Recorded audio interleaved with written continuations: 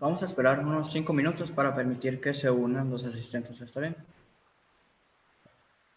Perfecto, gracias, doctora.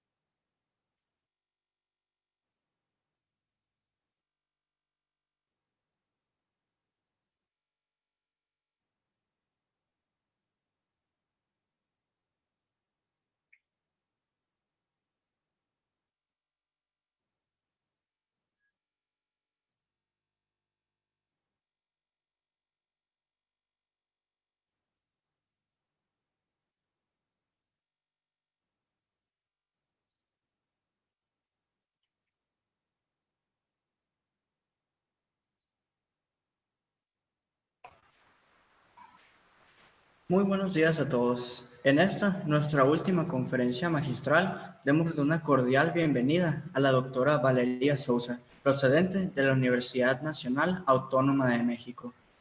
La doctora Valeria Sousa es de origen mexicano, bióloga, maestra en ciencias y doctora en ecología. Ha trabajado como docente en la Escuela Nacional de Antropología e Historia, en la Facultad de Ciencias de la UNAM, en la Escuela Nacional de Salud Pública y en el Instituto de Ecología de la UNAM, en donde hasta la fecha es profesora de genética evolutiva. Sumando a esto, cuenta con 8 cargos honoríficos, como profesor asociado adjunto a la Universidad de Houston desde mayo del 2005 hasta la fecha. Tiene aproximadamente 20 distinciones, de las cuales la más reciente es la Environmental Stewardship Award por parte de la Society of Freshwater Sciences. Además, ha sido responsable de 22 proyectos y pertenece a 12 sociedades científicas, como la Evolution Society, la Academia Mexicana de Ciencias, la Sociedad Bioquímica Mexicana y la American Academy of Arts and Sciences. Ha producido cerca de 122 artículos, cuenta con 6 libros y ha participado en 97 conferencias a nivel nacional e internacional. El día de hoy nos complace tenerla aquí para compartirnos la conferencia magistral titulada Cuatro Ciénegas Coahuila, el mundo perdido que se guardó dentro de una montaña. Agradecemos su presencia, doctora, y adelante con la presentación.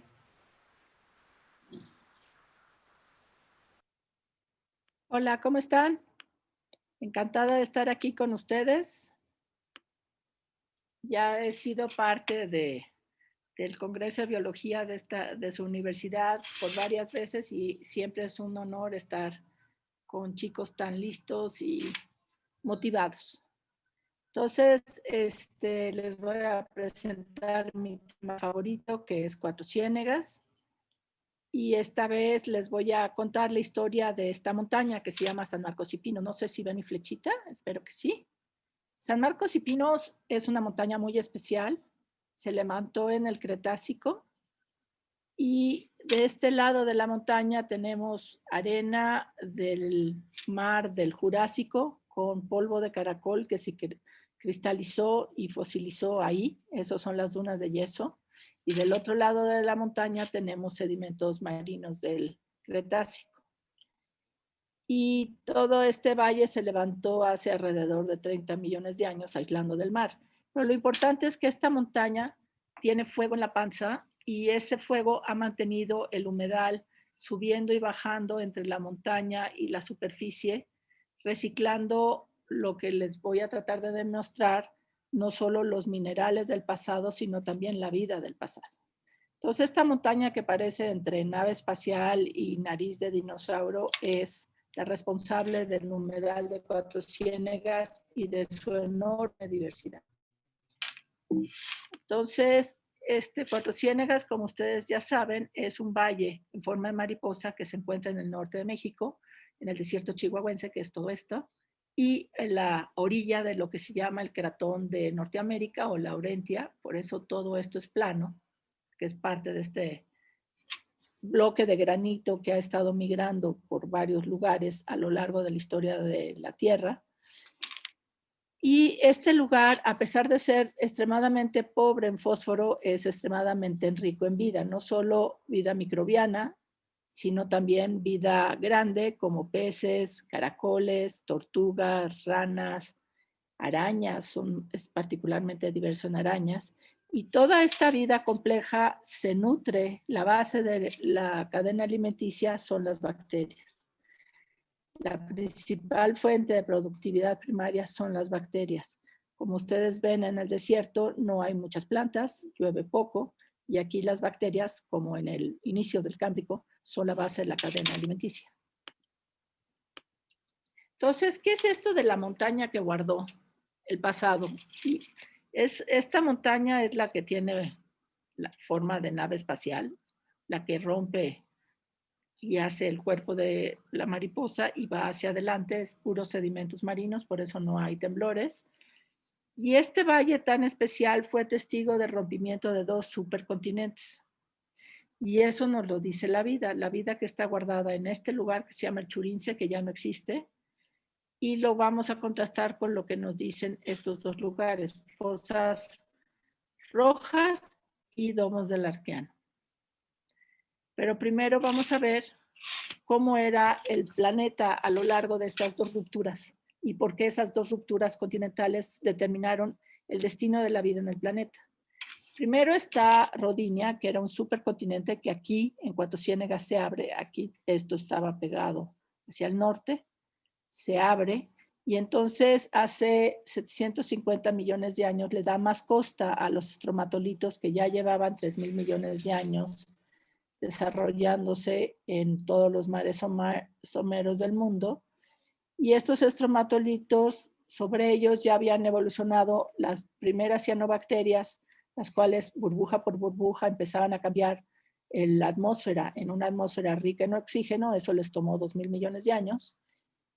Y el CO2 ya estaba en un balance delicado, y cuando los estromatolitos crecen más sobre estas nuevas playas, precipitan el CO2 de la atmósfera en sus arrecifes, y eso genera un congelamiento global que se llama el Esturniano, que dura cerca de 100 millones de años, y el Esturniano hace que los glaciares rasquen las rocas de los continentes, y eso libera el elemento que había faltado durante 3.800 millones de años.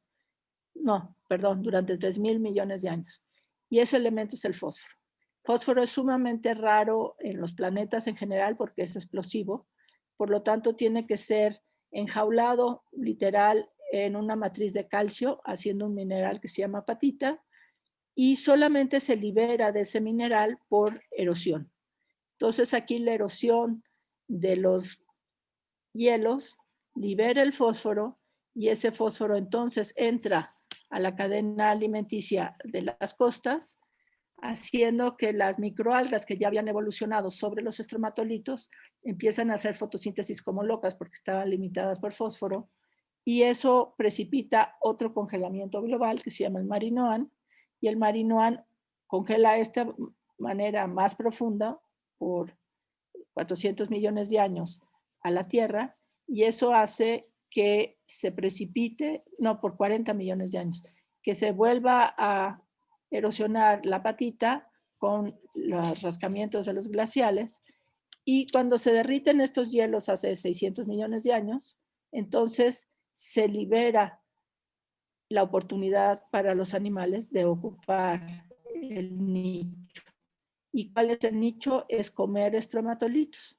Entonces los primeros animales empiezan a evolucionar a partir de las esponjas, deslizándose sobre los estromatolitos, y al deslizarles sobre los estromatolitos empiezan a evolucionar mandíbulas, y eso hace que empiecen a rascar a los estromatolitos y a comérselos, hasta que llegan al sedimento marino que nadie había tocado por 3.000 millones de años, y entonces empiezan a liberar el nitrógeno y el fósforo que está guardado dentro de esos sedimentos marinos, y eso hace que las algas que ya habían tenido su oportunidad entre el Esturniano y el Marinoan, otra vez vuelvan a crecer, pero esta vez en la columna de agua, convirtiendo un planeta anaranjado en un planeta azul.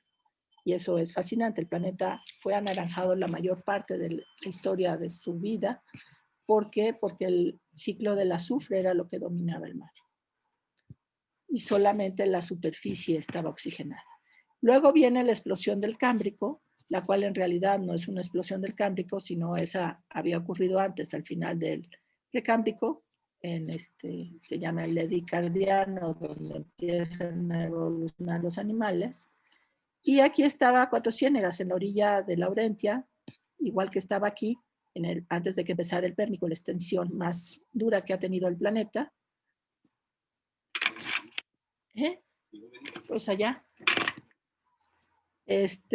Y luego aquí se abre otra vez el supercontinente, se llama Pangea, y aquí nace en Cuatro Ciénegas el Atlántico. Y entonces se empiezan a deslizar los continentes, el hemisferio norte que estaba a nivel del Ecuador hacia donde está ahorita, y se empiezan a romper los continentes. Como ven aquí, antes de que se rompiera Pangea, era un supercontinente con realmente poca costa, y la mayor parte del clima era seco y árido en el centro del continente. Entonces, al abrirse esto, no solo le da más oportunidades a los dinosaurios de tener diferentes hábitats, sino genera la biogeografía que ahora vemos en los animales de la actualidad. En el Eoceno, después de que cayera en Chicxulub el meteorito que mató a los dinosaurios, había un mar que llegaba hasta arriba, el Western Seaway, donde cuando cae el meteorito lanza un tsunami tan grande que llega desde Yucatán hasta Montana, echando todo el desperdicio de su camino del tsunami. ¿Te imaginas el tamaño de ese tsunami? Aquí en Montana, donde hay un cementerio con todo tipo de desechos de dinosaurios, plantas, moluscos y todo lo que había, que llegaron hasta Montana. Pero luego se empieza a levantar el altiplano central junto con la Sierra Madre Oriental y finalmente se aísla el Cuatro Ciénegas del Mar entre 30 y 14 millones de años. Pero las bacterias de Cuatro Ciénegas no se han dado cuenta de esto. ¿Cómo sabemos de todos estos eventos y qué tiene que ver Cuatro Ciénegas con ellos? Esto es un árbol filogenético de los bacillus del mundo. Estos bacillus del mundo en este árbol están enraizados por los que no respiran oxígeno, que son Anoxibacillus y Geobacillus, contra todos los demás que sí usan el oxígeno. Entonces tenemos a los extremófilos y a los de Cuatro Ciénegas aquí y el resto de los bacillus del suelo. Estos son los marinos que tienen muchos, si se fijan, muchas rayitas azules, y estas rayitas azules nos dicen los linajes que son endémicos de Cuatro Ciénegas. 220 linajes son únicos de Cuatro Ciénegas y estos son los capturados en el Churince, que ya no existe. Entonces, cuando hacemos reloj molecular de estos, vemos cómo los de Cuatro Ciénegas del sedimento se aislaron justo cuando el mar se vuelve azul por la acción de los animales. Entonces, estos bacillus que respiran oxígeno, en el laboratorio no tenemos cómo crecer bacterias anaerobias, no tenemos la tecnología para hacerlo, simplemente se quedaron en Cuatro Ciénegas y no se quedaron en ningún otro lugar del mundo. Estas ramas son únicamente de Cuatro Ciénegas y eso es fascinante. Y se quedaron guardadas en San Marcos y Pinos, que es la montaña que está en el centro del valle. Y luego están todas estas rayas azules que vamos a ver cuando llegaron. Llegaron cuando se abre Pangea, hace 180 millones de años. Entonces, entra el mar a Cuatro Ciénegas y ya básicamente no se permite la entrada de muchos más linajes a Cuatro Ciénegas una vez que se llena el nicho de los bacillus. Y Bacillus es nada más una parte muy pequeña de la enorme diversidad que había en el Churince.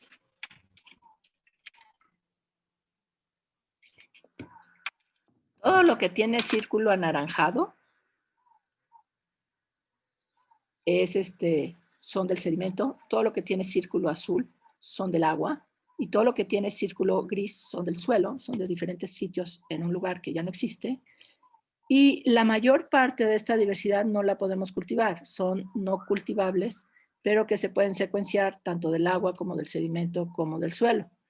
Y la diversidad de esto fue secuenciado hace ya 7 años.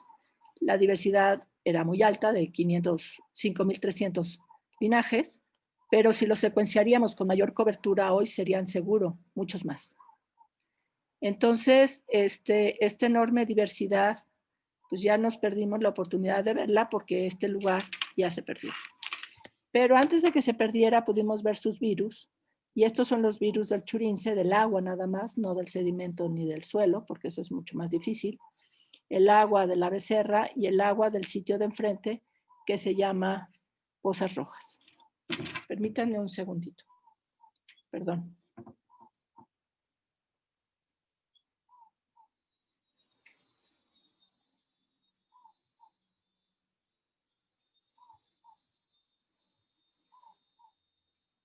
Perdón. Ya. Entonces, Este lugar que es Pozas Rojas es totalmente diferente al del otro lado de la montaña y totalmente diferente al Churince, y eso nos lo dicen los virus. Los virus son los cazadores más feroces del planeta y ellos persiguen en general a las bacterias, pero también a los insectos, a todo lo que está vivo, y son muy específicos a la vida. Por lo tanto, los consideramos como una imagen al espejo de esta vida, y si estos 3 sitios de Cuatro Ciénegas son muy diversos para virus en el agua, pues resulta que Cuatro Ciénegas es el lugar más diverso del planeta para estos virus y por lo tanto para sus víctimas. Y aquí nada más tenemos unos cuantos sitios. Y es el agua que es mucho menos diversa que el suelo o que el sedimento. Entonces, vamos a ver qué hay en Pozas Rojas. Esto es una de las pozas rojas que tomamos ahorita en octubre, donde no había llovido. Entonces, como ven, todo está salado. Es un sistema extremo, muy salado cuando no llueve, y esto se diluye cuando hay más agua. Y esto lo hace también un sistema fluctuante, que pasa de estar menos salado a muy salado. Y este sistema lo habíamos estudiado en 2008, y en 2008 era un lugar con menos nutrientes que conocíamos, 150 átomos de nitrógeno por cada fósforo, 156, perdón.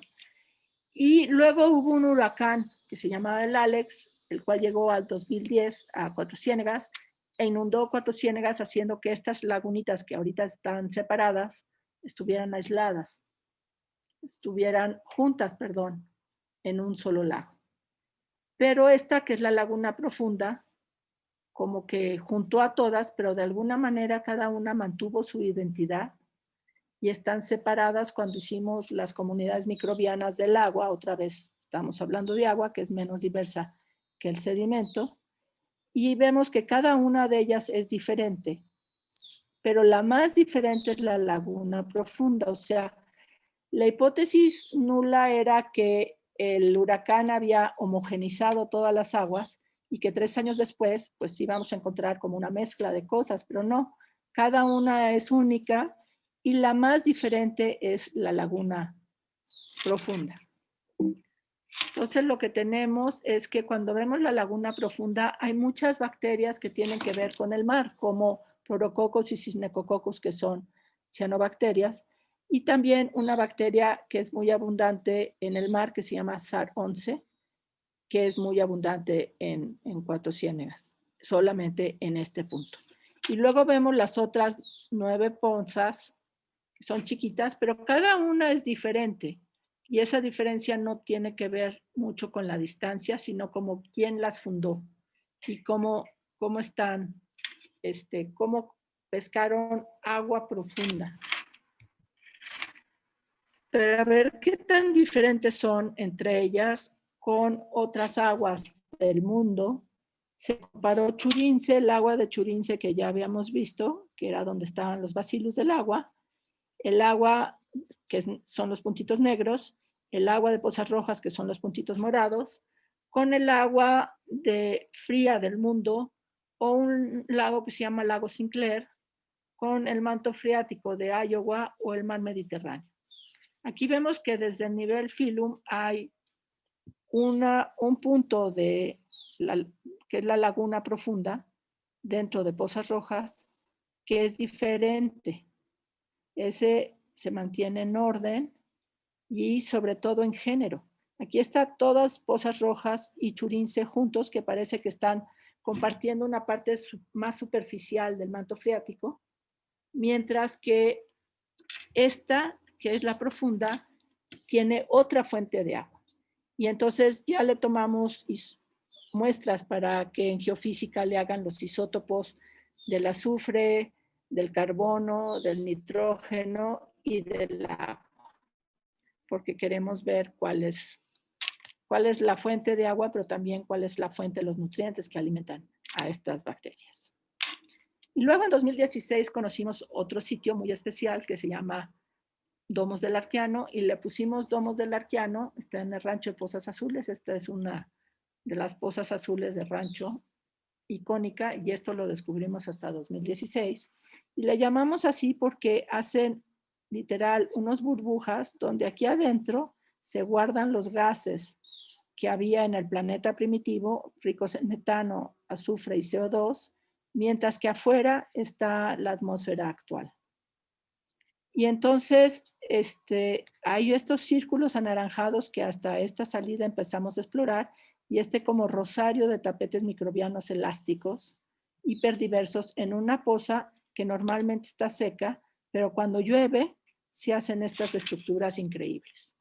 Entonces, no teníamos permiso de muestrear cuando fuimos en marzo de 2016, pero para abril ya juntamos al equipo, y dentro del equipo venía un investigador experto en metano que se llama Federic Talazo, está en Cinvestav Zacatenco, y él muestreó en abril de 2016 y en enero de 2017 la zona de los tapetes microbianos, los puntos, los círculos naranja, y el resto de la costra de sal, porque ya en abril ya se había secado el agua, y encontró que los círculos naranjas tienen mucho más metano que la zona de tapetes, que si ya se habían roto, tienen menos metano, pero en enero todos los sitios tienen mucho metano, tienen 100 veces más metano en enero esta zona que acá, que ya se había escapado, pero los círculos naranjas siguen siendo súper ricos en metano. Y eso nos dice que en efecto hay un gran metabolismo de metanógenas allá abajo, y que en efecto los domos son del arqueano, ya que están replicando las condiciones del arqueano. Y entonces aquí tenemos cómo varía la poza. La mayor parte del año es así, está bajo una costra de sal, y por eso no le habíamos hecho caso. Pero cuando llueve se forman estos círculos naranjas, y alrededor de ellos los tapetes microbianos, haciendo de esta poza una cosa portentosa. Entonces queremos saber si estos se debe nada más a la lluvia o a la conexión que hay con la parte de la biosfera profunda. Para poder saber eso, primero lo que hicimos son metagenomas. Los primeros 3 metagenomas fueron analizados por Naui Medina de la Universidad Autónoma de Nuevo León. Ya está haciendo su postdoc en la Universidad de Minneapolis, y encontró que hay un core de arqueas que están todo el tiempo, no importa si está seca, mojada o seca y fría, y que este es el lugar más diverso de arqueas que conocemos. Y muchas de estas arqueas están asociadas al manto profundo y al magma, como son Metanocaldococcus infernus. Todas estas están asociadas al magma. Por supuesto, hay muchas halófilas y hay muchas metanógenas, pero lo interesante son estas asociadas al magma, lo cual confirma que la montaña de San Marcos y Pinos tiene fuego en la panza, lo cual ya había sido demostrado por varios hidrólogos de la Universidad de Texas. Y cuando hay agua hay muchos virus, y eso es muy importante para lo que ahorita vamos a platicar. Y por supuesto, lo más abundantes son bacterias. Entonces, cuando comparamos estos 3 metagenomas que son, este es en abril, cuando se estaba secando, cuando estaba mojada y cuando estaba seca en febrero de 2017, estos 3 son muy diferentes a todo lo conocido. Este es Shark Bay en Australia, que también es un sitio hipersalino, o el Churince en el sedimento y el tapete microbiano. Y un sitio del Churince se parece a los domos, que es cuando está más seco. Y ya tenemos 6 metagenomas y estamos sacando el 7º. Y estos 6 metagenomas nos dicen que este es el lugar más diverso descrito hasta ahora. Y que este misterio, que las arqueas aumentaron, las arqueas son esta parte café, aumentaron del 5% al 25% a lo largo del tiempo. Y este es un misterio que estamos tratando de entender. Tal vez se debe a que el manto freático profundo está más representado, por lo tanto las arqueas profundas están más representadas en el metagenoma de la superficie, o si no, no sabemos qué es. Por eso el muestreo que hicimos en octubre de este año nos puede ayudar.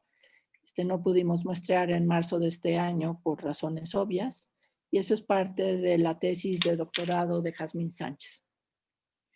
Entonces, lo que nosotros pensamos que explica esta enorme diversidad en Cuatro Ciénegas en general y en los domos en particular, es esta hipótesis que se llama retroalimentación ecoevolutiva, donde las interacciones bióticas es lo que determina la diversidad de nichos posibles, porque no solo es el nicho, no el pH o el calor o el CO2 o el agua, sino es quién está junto a ti, quién te va a dar de comer, cómo vas a obtener las condiciones necesarias para crecer. Entonces, las condiciones necesarias para crecer cuando llueve son totalmente diferentes a cuando está seco. Y lo más importante son los virus. Los virus son mucho más abundantes en lluvias que en secas. Y eso hace que la diversidad también aumente en lluvias porque los virus están persiguiendo a todo mundo y aquellas que son parte de la biosfera rara, es decir, no son abundantes, son las que tienen más probabilidades de escaparse de los virus. Entonces están constantemente corriendo los virus, persiguiendo a las bacterias y las bacterias tratándose de escapar y cambiando las interacciones entre ellas para poder sobrevivir. Y entonces la selección natural está viendo toda la comunidad al mismo tiempo y toda esta comunidad está cambiando de manera simultánea para poder escaparse de los virus y poder comer, que son las dos presiones de selección más importantes. Entonces, para poder entender la escala a la que está sucediendo esto, no solo tenemos los metagenomas de este lado, sino nos fuimos a explorar este lado. Y hay que decir que esta fosa mide 35 metros por 10. Entonces no es gran cosa y es sumamente bajita y no la queremos lastimar demasiado. Entonces estamos tratando de perturbarla lo menos posible. Hicimos un transecto aquí de 1,5 metros.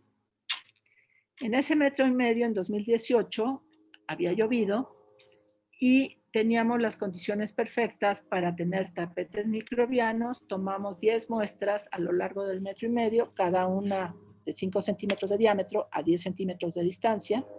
Y tomamos otra muestra para meter con un tubo de PVC en un mesocosmos la muestra de sedimento, tapete y agua, aislarlo de la montaña, dejarlo evolucionar en nuestro laboratorio y luego regresamos al mismo sitio en en marzo de 2019 para ver qué había pasado con el tapete cuando estaba seco. Entonces vamos a comparar estos tres experimentos: lluvias, tiempo cero, y 1A, que es mesocosmos, 5 meses después, y el natural, 5 meses después. Entonces aquí está el hoyo que hace el mesocosmos y aquí están los círculos que hacen los tubitos Falcon. Esto es cuando lo muestreamos en 2018. Y en el tiempo cero de 2018 encontramos que la diversidad es muy alta. Son más de 6,000 especies y cada sitio es único. Y solamente en 1,5 metros se comparten 183 otros a una escala de 1,5 metros. Y esto es increíble porque están realmente muy cerca y cada uno es único, aún a nivel metabólico. Fue la tesis de mi alumna Jocelyn Buenrostro en 2019, que donde compara los compuestos orgánicos de cada uno de estos tubitos y ve que cada muestra es totalmente diferente y que probablemente la biosfera rara tiene mucho que ver porque este patrón no se parece al de acá. ¿Sí? No tiene que ver con las que son más abundantes, sino tiene que ver más bien con las que son raras. Perdón. Y entonces, yo creo que muchos de estos compuestos orgánicos tienen que ver precisamente con la hipótesis de la retroalimentación ecoevolutiva, es decir, las interacciones que hay entre los organismos y cómo hacer amigos o protegerse de los forasteros. En este caso estamos comparando los 10 tubitos que fueron muestrados en 1,5 metros y los rojos son relaciones antagonistas son coausencias entre los 10 tubitos y los cuadritos azules son copresencias entre los 10 tubitos. Y como ustedes ven, no hay medias tintas, no hay de estos colores. O son totalmente azules o son totalmente rojos y la mayoría es blanco, es decir, no tienen una relación neutra entre los 10 tubitos. Y aquí tenemos las arqueas, las 20 arqueas más abundantes, las 20 bacterias más abundantes, donde hay unas peleoneras, aunque las arqueas siempre están firmando la paz. Luego tenemos a los hongos, donde hay algunos hongos muy peleoneros y otros que no hacen caso. Y aquí tenemos a los protozoarios, donde hay unos que son grandes depredadores.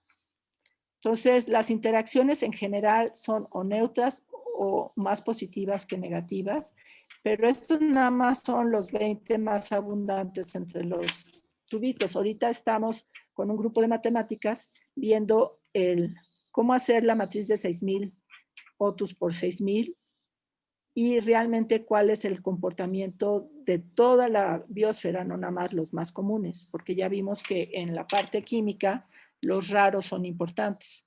Y lo que vemos es que el 80%, igual que aquí, no parecen estar en ningún tipo de interacción, y lo que queda, el 15% que queda de este 85%, está la mitad peleando y la mitad cooperando. Y es formando redes que se llaman de mundo pequeño, donde son muy sólidas las interacciones de copresencia o de coausencia. Entonces, eso probablemente nos puede ayudar a explicar la enorme biodiversidad de este sitio. Luego, ¿qué pasó en los mesocosmos que tuvimos 5 meses en condiciones constantes? Estos son muy interesantes porque 7 de ellos evolucionaron mundos pobres en oxígeno, pero ricos en metanogénesis y también en fotosíntesis anaerobia. Se guardó, como se ve en este frasco, se guardó el tapete microbiano con las púrpuras y las verdes del azufre. Y estos 3 evolucionaron mundos verdes donde inclusive el sedimento cambia de color y donde no apestaban tanto cuando se abrieron, aunque sí apestaba el sedimento. Y aquí en el 9 se hizo un pequeño domo. Ahora, ¿qué tiene el 9 de especial? El 9 de especial tiene una parte mucho mayor de biosfera rara, que son todos los grises. Es decir, es mucho más diverso. Otra cosa que distingue a los de mundos anaerobios de los 3 mundos aerobios es la presencia de cianobacterias, por supuesto, en estos, y de púrpuras y verdes del azufre en estos. Entonces aquí tienes tapetes microbianos completos, mientras que aquí no llega a la fotosíntesis aerobia. Entonces podemos decir que estos son mundos del arqueano antes de la evolución de la fotosíntesis aerobia, y estos ya son el inicio, el final del arqueano, cuando ya había fotosíntesis aeróbica. Y luego fuimos a ver qué pasaba bajo la costa de sal en marzo del 2019, y lo que encontramos es que la diversidad baja a la mitad, son 3.500 otus en lugar de 6.000, dominan las cianobacterias hipersalinas, que son estas rojas, y también hay sitios que tienen una enorme diversidad de biosfera rara. Entonces, la biosfera rara en los 3 experimentos parece ser muy importante, y los 30 tubitos, los 10 de lluvias, los 10 del mesocosmos y los 10 de secas, tuvieron patrones bioquímicos diferentes en la metabolómica, siéndonos que cada uno de estos 30 tubos son únicos, en una escala realmente muy pequeña, y también diciéndonos que lo que evolucionó dentro de los mesocosmos, aunque no perdió diversidad, fue otra composición de la comunidad. Entonces, ¿qué creemos que está pasando? Lo que creemos que está pasando es que San Marcos y Pinos está guardando el agua que llueve, ahora antes era el agua del mar, y recargando el manto freático, el cual se guarda en diferentes capas de sedimentos profundos, y entre más profundo vas, pues más antiguo llegas. Y el agua baja, como toda el agua que baja, y luego se calienta por el magma y empieza a subir como si fuera Yellowstone. Nada más que aquí el magma está bastante más profundo, por lo cual llega a 32 grados centígrados a la superficie. Y lo que creemos es que la fosa de Domos del Arqueano es como un lengüetazo. No sé si me pueden ver bien, pero cuando se dobla la montaña están los sedimentos así. En el Jurásico se levanta la Sierra Madre, bueno, se levanta la Sierra de San Marcos y Pinos, da la vuelta y al dar la vuelta, del lado del Churince, de este lado, empuja la plancha de sedimento marino del Jurásico, que es yeso, haciendo que este esté un poco más alto, por lo tanto no le está llegando el agua ahorita. Y en el doblar de la montaña, tal vez lanzó una lengüetada de barro, de arcilla y limo para acá, y esto hace de esta fosa algo muy especial, que está conectada por este barro con las profundidades. Esto lo tenemos que demostrar y ya fuimos a muestrear por primera vez este octubre a las profundidades para ver qué pasaba.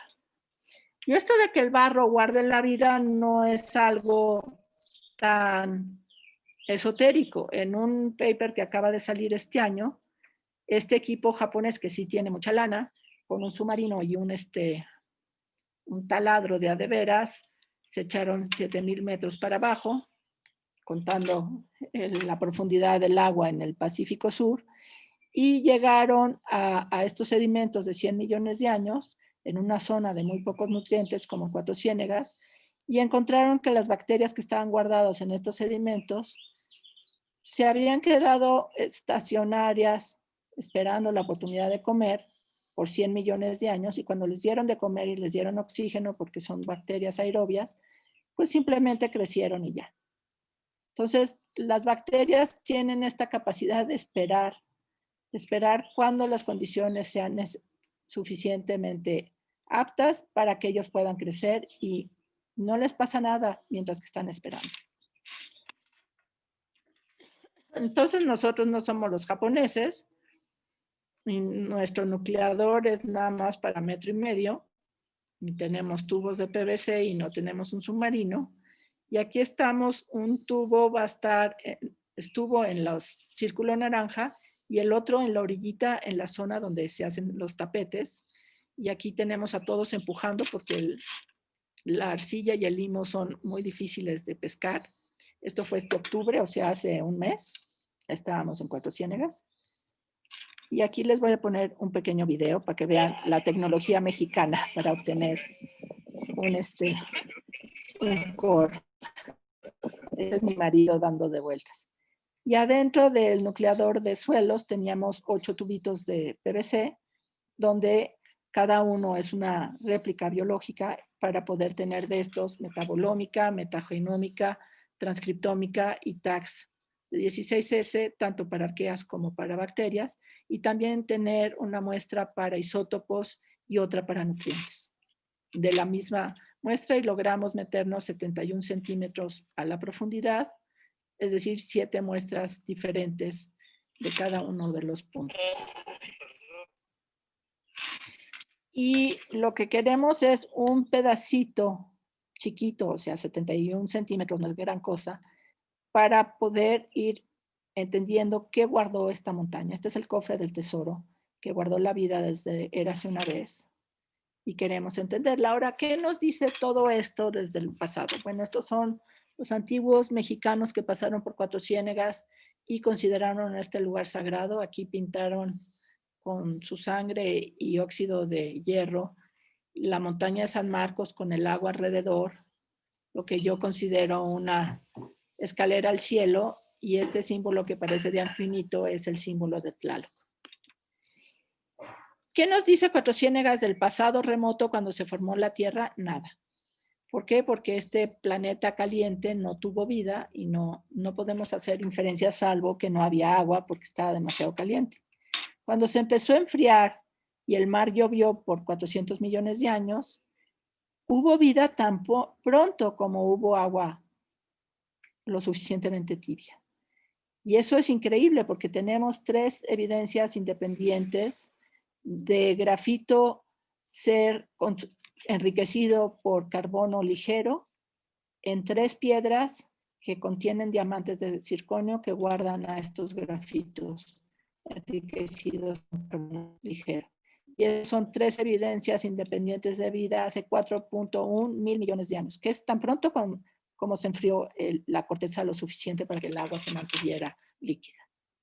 Entonces, el origen de la vida es algo complejo, pero que yo creo que en realidad ocurrió de muchas maneras diferentes y ocurrió muy rápido. Mi pregunta principal es cómo se diversificó la vida desde el principio, por qué tenemos tantas especies. Y esa era la pregunta principal de Darwin hasta ahora y no la hemos resuelto y sigue siendo igualmente fascinante. Entonces, lo que nos dice Cuatro Ciénegas es que la evolución clonal es probablemente la forma en que se diversificó Lucas inicialmente, donde las mutaciones generan nuevas habilidades de consumir diferentes fuentes de carbono de esta sopa de cometas inicial y donde empieza a haber maneras de complementar esa nutrición con otras mutantes que están comiendo lo que desechan estas y juntas van haciendo una comunidad compleja que puede explorar nuevas posibilidades de comer. Esta evolución es mucho más rápida y además puede ocurrir en ambientes pobres en fósforo, mientras que la evolución que se había propuesto antes, que era con altas tasas de recombinación, esta homogeniza las pozas génicas y no ayuda a la diversificación. Más bien, hubiera generado un solo superorganismo que hubiera conquistado el mundo. Entonces, la mezcla entre mutualismo y clonalidad nos puede explicar esta enorme radiación adaptativa de la diversificación temprana de las bacterias en el final del Aediano, tan pronto como hubo agua, y esto en un mundo sin fósforo. Y esta enorme radiación adaptativa, si la ponemos en perspectiva contra todo lo demás, aquí están las arqueas, que no sabemos cuándo se diversificaron, pero sí sabemos que las bacterias fueron primero.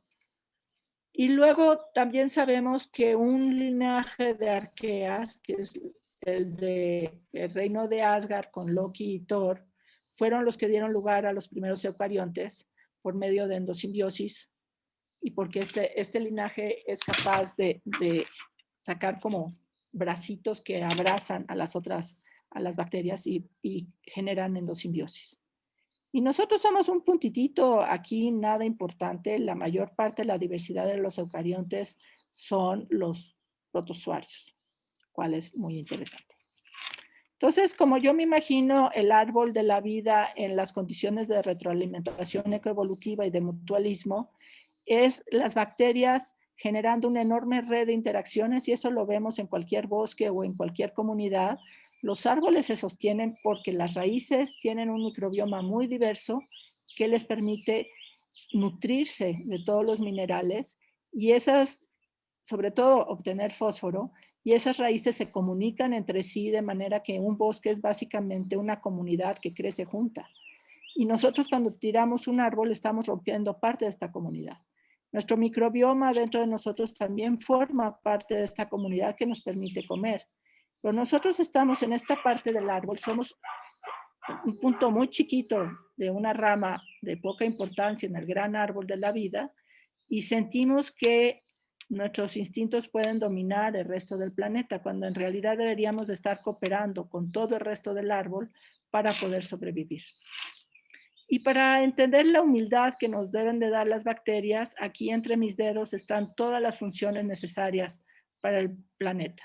Aquí tengo un tapete microbiano de domos del arqueano, donde en centímetros, bueno, milímetros tal vez, tengo aquí cómo se ensambló la vida desde las metanógenas, las bacterias del azufre, la primera fotosíntesis púrpura y verde oscuro, luego la fotosíntesis aeróbica y las primeras plantas.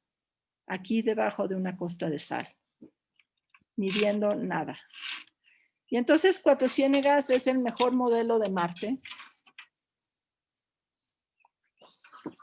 ya que su mar también se guardó entre las montañas y también es abajo de las montañas donde tenemos que buscar la vida, ya que probablemente la vida marciana se guardó entre las rocas, igual que Cuatro Ciénegas.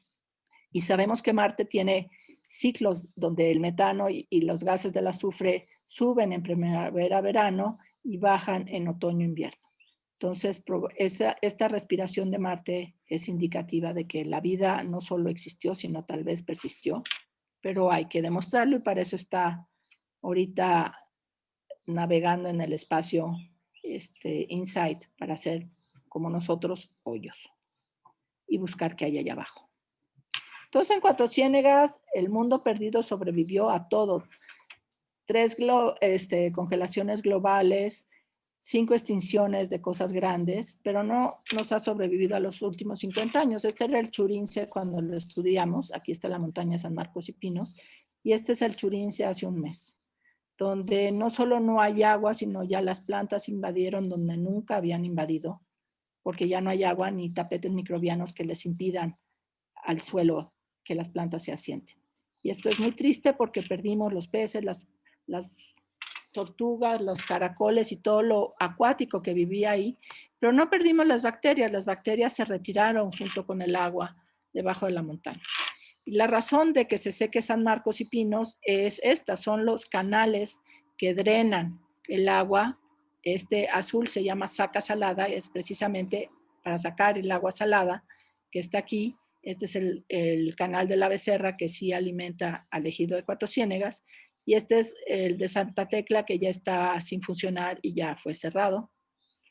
Y entonces esta era una tragedia anunciada porque tenemos de este lado y de este lado grandes ranchos con rondines de aquí de 70 hectáreas y aquí de 150 hectáreas de alfalfa, y adentro de Cuatro Ciénegas también se riega alfalfa, que es un cultivo que requiere muchísima agua en el desierto, lo cual es una tontería.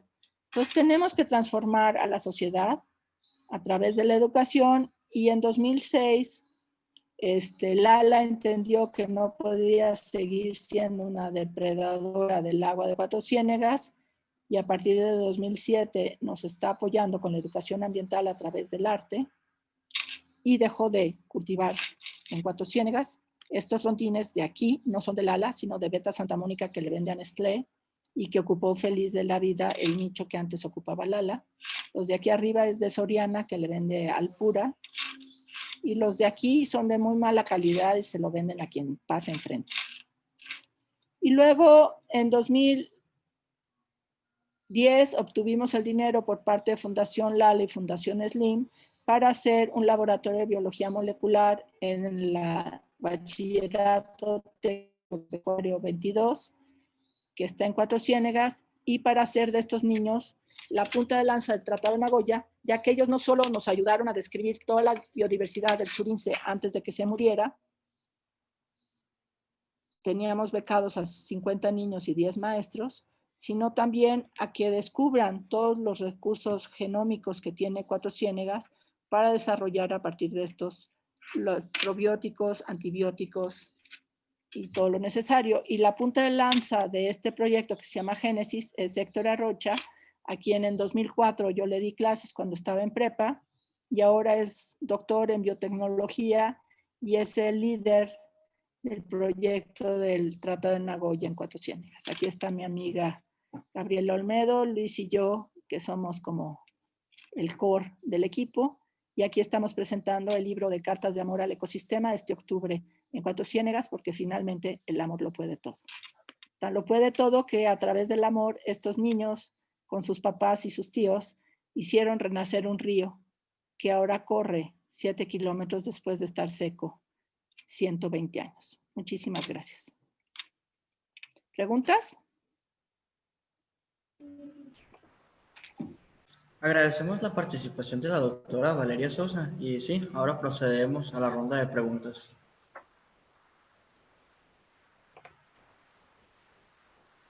¿Quieren que deje de compartir pantalla? No hay problema, doctora. Ok.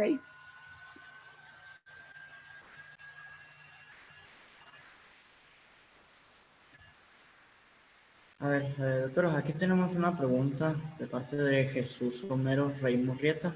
La pregunta es, de hecho son dos preguntas. La primera, ¿cuáles son los paradigmas actuales en cuanto al origen y evolución de la vida y qué autores recomienda leer para estar al tanto de los últimos descubrimientos referentes a estos temas? Bueno, esa es una pregunta compleja porque yo no tengo en la memoria todo lo que se está haciendo.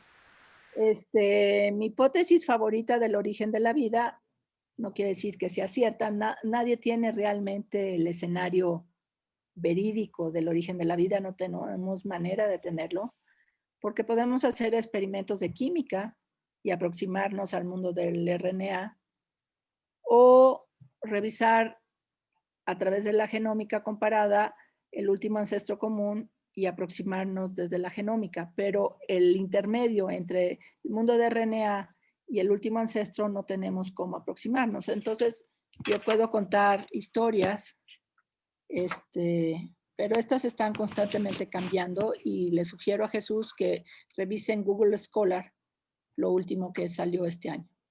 ¿Sí? Entonces, no son libros, más bien son artículos científicos que están saliendo todo el tiempo. Y yo creo que Cuatro Ciénegas es el mejor lugar para entender el origen de la diversidad, porque tiene las condiciones del mar primitivo, pero además guardó los organismos de este mar primitivo, y lo que vamos a encontrar, espero, en estos cores de 71 centímetros que sacamos este octubre, nos va a acercar a un mundo más anaerobio, más profundo y más antiguo. Pero hasta ahora todos son especulaciones. Y luego, en mi experiencia en la conservación de Cuatro Ciénegas, ¿cuáles son los principales retos y estrategias para lograr incluir a los locales?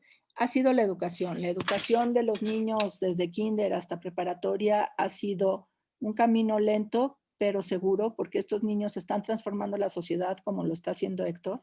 ¿Quién iba a decir que si educas a un niño de 14 años, vas a cambiar a toda la sociedad? Su familia resultó ser poderosa y ya están asignando todo su dinero y poder a rescatar a los niños de Cuatro Ciénegas desde que nacen hasta que tengan trabajo, haciendo un proyecto que se llama el 2040, que realmente es increíble porque le están dando salud y educación a los más pobres de Cuatro Ciénegas, transformando a esta sociedad. Y este es un experimento social que solamente está ocurriendo en Cuatro Ciénegas. Pues yo creo que Cuatro Ciénegas puede ser un ejemplo donde toda la sociedad puede volcarse hacia los más necesitados para transformar su futuro. Y, y el hecho de que sean los niños del ejido de Cuatro Ciénegas los que ayudaron a hacer nacer este río, a mí me llena de orgullo, porque finalmente ellos son los dueños de la tierra y los que deben de conservarla. Cuatro Ciénegas es de ellos, no es de nadie más. Luego está Diana León. Me encantó su conferencia, realmente quedó claro. ¿Esperaban encontrar esa magnitud de la diversidad? No. Cuando llegamos en el año 2000, hace 20 años, esperábamos muy poca diversidad, y desde la primera gota de agua que pusimos en cajitas de Petri era evidente la diversidad. Esperábamos 3, 4 cosas blancas de diferentes tamaños y acabamos con una caja llena de bichitos de diferente tamaño y color. O sea, colonias, no estábamos viendo ahí nada más. Entonces, fue muy interesante que Cuatro Ciénegas ha sido el ejemplo de cómo empezar a hacer ecología molecular desde el principio. Fuimos los primeros que hicimos eso en México, y la ecología molecular ha avanzado al mismo tiempo que ha avanzado nuestro estudio de Cuatro Ciénegas. Y sí, no tenemos juguetes tan caros, pero tenemos un lugar extraordinario que nos ayuda a obtener resultados muy, muy interesantes. Luego, Eduardo Gutiérrez pregunta qué tipos de hongos se encontraron en esta área. Hay mucha diversidad de hongos, hay muchos hongos marinos, y la mayor parte de los hongos de Cuatro Ciénegas son nuevos para la ciencia, por lo tanto, pues no tenemos la menor idea de su taxonomía, porque tenemos un pedacito de DNA muy pequeño, que es los ITS, y eventualmente vamos a hacer genómica. Bueno, con la metagenómica podemos explorar los hongos. Necesitamos a alguien que le interesen los hongos para que ataque ese problema. Pero sabemos que los hongos, muchos de ellos están cooperando con las bacterias, con las arqueas. Luego, ¿cuáles son Doctora, los estudios? le ¿Sí? pido una disculpa ¿Alexis? sí, le pido una disculpa por interrumpirla, pero Sí. tenemos el tiempo muy limitado, Ok. entonces queríamos Tú dime mencionar, pues, qué contesto. pues como ya no tenemos tiempo porque tenemos una ponencia a continuación, pues Ok. queríamos comentar si puede dar algún correo o una red social en la que nos Sí, lo podamos pongo comunicar con aquí usted. en el chat. A ver Perfecto. si. Este,